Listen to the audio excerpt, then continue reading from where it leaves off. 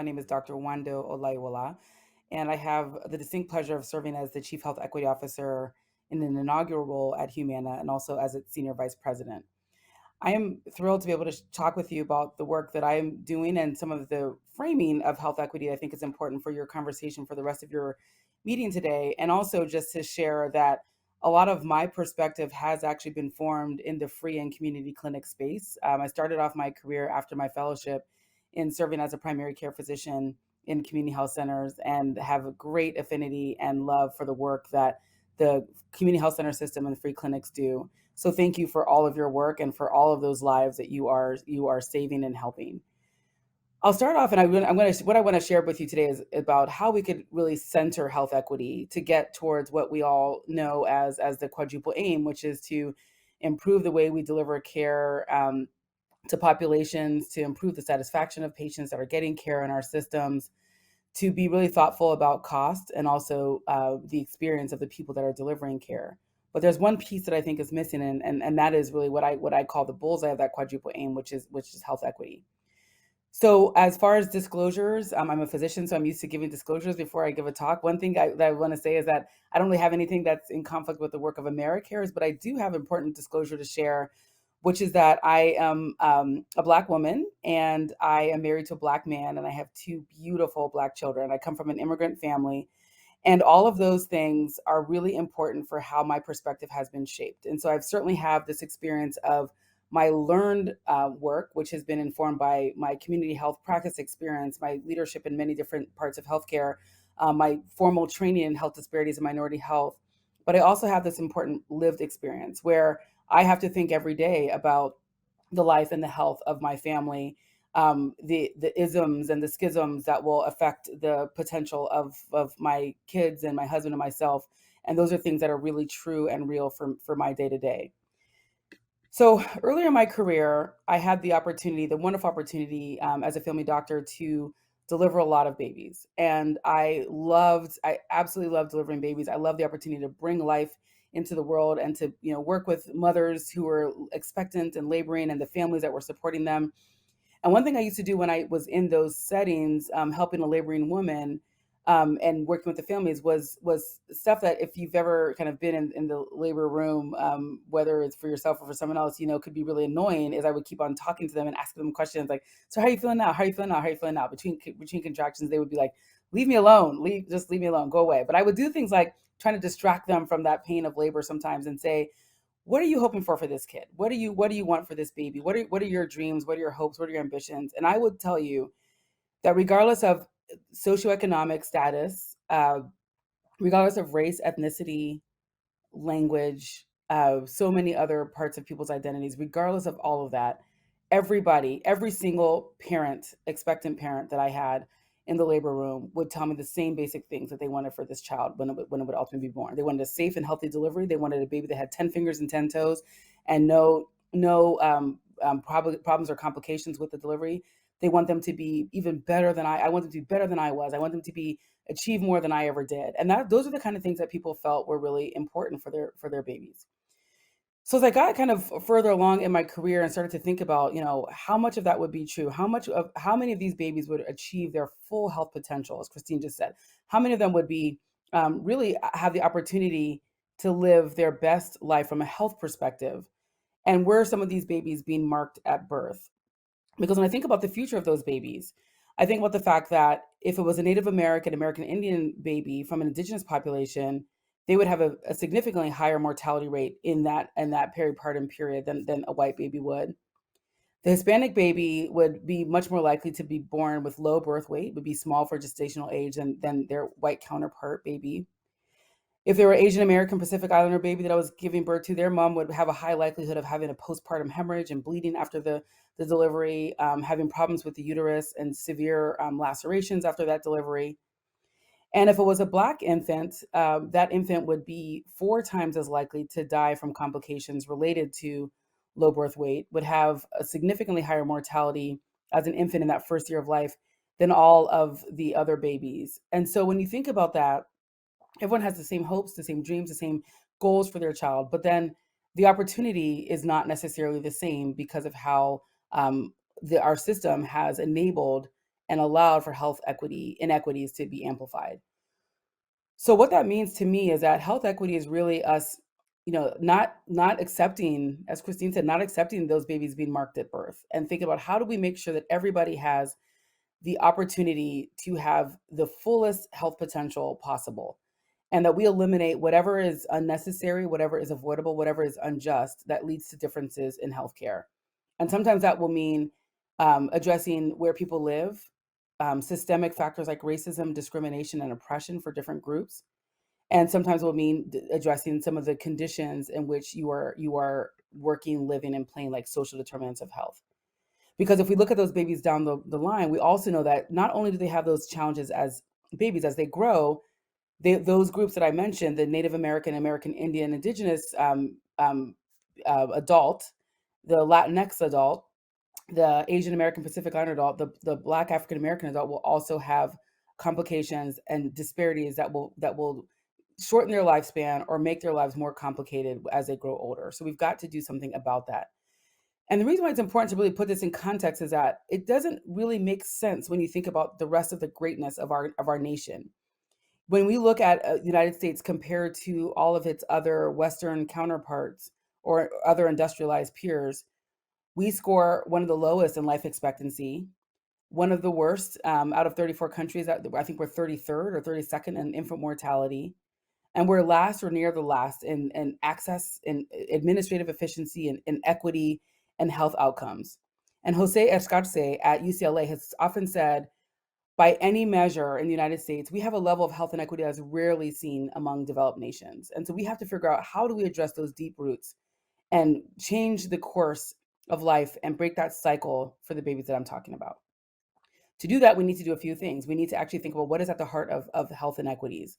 I know a lot of times when we look at things like COVID-19 deaths, which we've all been looking at, we've been sobered. It's been sobering to actually think about the fact that we hit 5 million deaths recently, and that is an absolutely difficult landmark in our nation's history that we're going to have to contend with, and we're going to be feeling the effects of for years to come. When we see the disparate effect of COVID-19 on communities of color across the country, on communities that have been disenfranchised or marginalized, underserved, we see that. And we see that, and I believe that those things like COVID-19 deaths, asthma-related outcomes, morbidity and mortality, disparities in heart disease, those are all things that we see, and we talk about them as downstream things. Those are the results of things that have happened. So you've got to ask yourself, well, why that? Why did the COVID-19 pandemic decimate communities of color across the country and poor communities? Why did that happen? So you got to get, that 5 why exercise. You got to keep asking why. And when you start to ask why a little bit more, you realize that we have challenges like, crowded housing conditions, food insecurity, educational barriers, unemployment, income inequality, toxic exposures for children with asthma. Those are the things that are maybe more midstream. But if you can push yourself a little bit further to say, well, why do we have that? Why do we have those? The answers then become, well, there are a lot of other reasons why we have those, and we have to be willing to go further upstream to address those problems, and talking about things that are historically difficult for us to talk about, things like racism, things like poverty, things like discrimination, things like othering, and making groups of different racial, ethnic, sexual orientation, gender identity, religious, veteran, ability statuses, making people feel like they are others and therefore less than deserving of the best health and the best care and opportunity. So I think a lot of my work has been informed by this quadruple aim, and thinking about that as an aim for improvement. I think you're all familiar with the triple aim, which is first put into our lexicon by Dr. Don Berwick in 2008 or so, talking about those aims that we needed to have as a North Star for our health system as we were going to make it better and be able to deliver really great experiences for populations, for patients, and for our kind of GDP, where we spend a lot of money on our costs and on our healthcare. But in 2014, Dr. Tom Bodenheimer and Dr. Krasinski published the quadruple aim and added this other piece, which is caring for the team that's taking care of the patients that we have in our system. And I think it was really important to think about the clinician experience of all of you on the front lines of delivering care as a very important aim that we must focus on, because we can't achieve the other three if those are not true. But then fast forward to 2020, when we had obviously the combination of this deadly virus, the coronavirus, and the COVID-19 pandemic that hit us, and then coupled that with the the observation and people actually witnessing the tragic and unfortunate and unnecessary murder of George Floyd on video, and watching for over 9 minutes how that played out, having people be able to see those things at a time where we were actually at a standstill from the pandemic, really awakened something in people that had not necessarily been there. And the question now became, is that aim in healthcare sufficient? And every single industry, not just healthcare, was asking themselves that same question.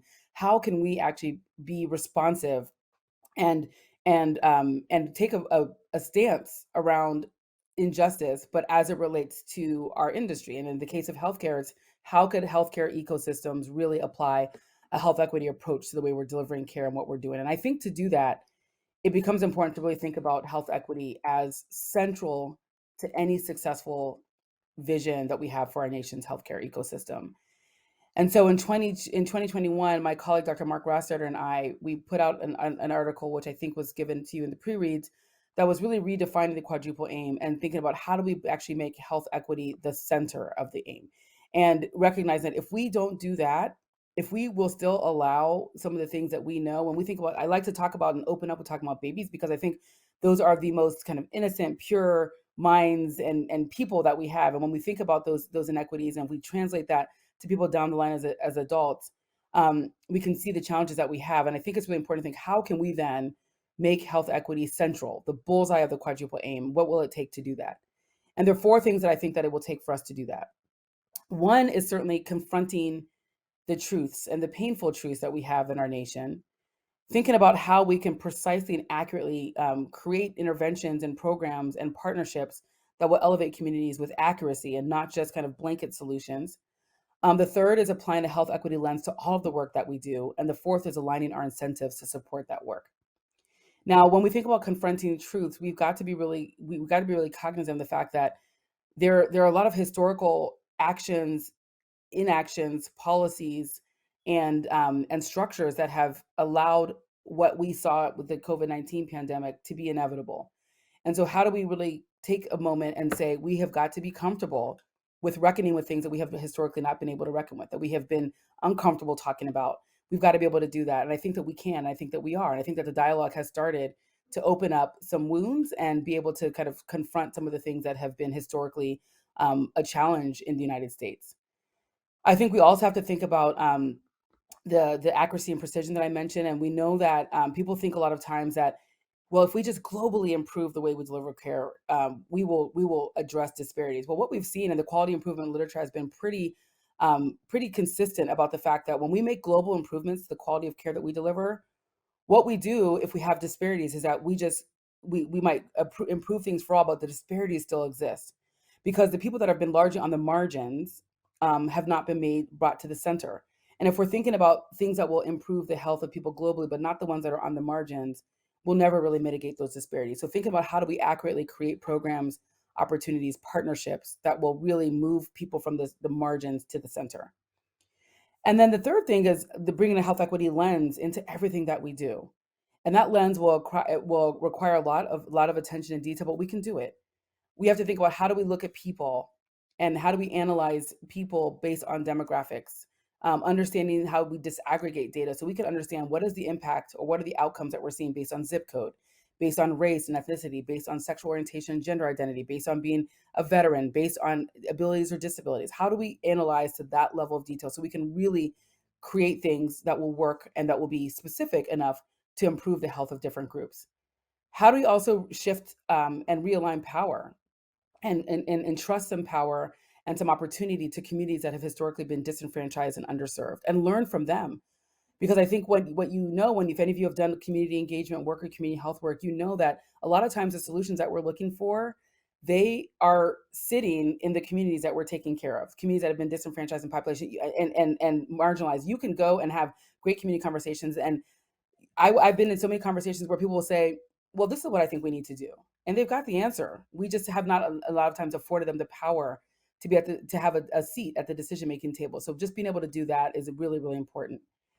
And then, thinking about how do you kind of continue to ask those whys, those five whys? Well, we see this, but why?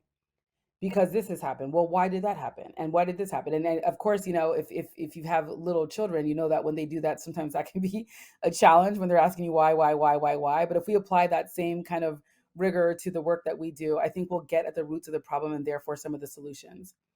And then finally, thinking about how do we align incentives. So, what really is the incentive for anybody to give up the privileges that they have? How do we design a healthcare ecosystem in which we are capitalizing on the opportunity to create an ecosystem in which we all are responsible for each other, and we feel that there's a moral imperative for us to care about the challenges that people in communities that are maybe are not similar to ours or not like ours. There's a moral imperative there, and Dr. Don Berwick wrote about that during the pandemic. I think is really important for us to think about, because what we saw with the pandemic is that one cough matters. If someone is coughing 3,000 miles away from you and they've got the virus, we saw that we could not escape our neighborhoods of privilege, our domains and bubbles that we lived in with a global pandemic and a virus like this. We could not really escape the challenges that someone experiences far away from us. So we have to really see ourselves as a global community that is responsible for the health and the health outcomes of people around us. So some of the work that we're doing and I'm focused on at Humana is disaggregating our data, better understanding how different populations look, what are experiences of different populations, how can we make sure that we provide enough data to understand how we target and design our solutions at every step of the journey of your consumer, whatever that, whether that's a person receiving care in one of your clinics or someone that's engaging with you as in our case, as sometimes as a member, a plan holder. What does that journey look like? How do we create a journey in which the experience is free of bias, that we're mitigating biases that we have, that it's culturally competent, that it's culturally inclusive, that it's linguistically competent and inclusive at every single step, and that we are addressing the social needs that people have and some of the social barriers to full health, the social determinants of health that actually influence health much more significantly than anything we do in our offices and our practices.